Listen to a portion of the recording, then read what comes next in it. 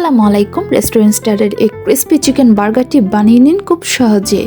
এটি সকালের নাস্তা কিংবা বিকেলের স্ন্যাক্সে কিংবা মেহমানদেরকেও আপনারা এটি সার্ভ করতে পারেন। তো প্রথমেই লাগছে চিকেনের কিছু ব্রেস্ট পিস, ঠিক আমি পাতলা পাতলা স্লাইস করে কেটে নিয়েছি। এরপর তার মধ্যে 1 চা চামচ আদা রসুন বাটা ও সামান্য দারচিনি ও গরম মশলা নিয়ে নিয়েছি।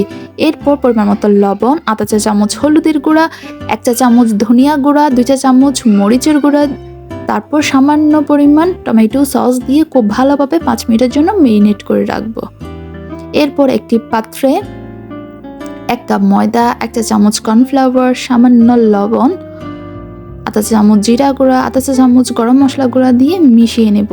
এরপর মেরিনেশনগুলো মাংসগুলো নিয়ে ময়দার মধ্যে খুব ভালোভাবে লাগিয়ে নিব। এরপর রুম টেম্পারেচারে থাকা পানির মধ্যে চুবিয়ে আবার ময়দার মিশ্রণে লাগিয়ে আবারও পানির মধ্যে মিশিয়ে এভাবে 3 বার আমরা করে নিব। সবগুলো চিকেন এভাবে ময়দার মিশ্রণে মাখিয়ে নেওয়ার পর প্যানে তেল গরম করে নিব হাই হিটে। এরপর চিকেনগুলো দিয়ে খুব ভালোভাবে মিডিয়াম আঁচে প্রায় 2-3 মিনিট মতো ভেজে নিব। ভাজা হয়ে গেলে নামিয়ে নিব।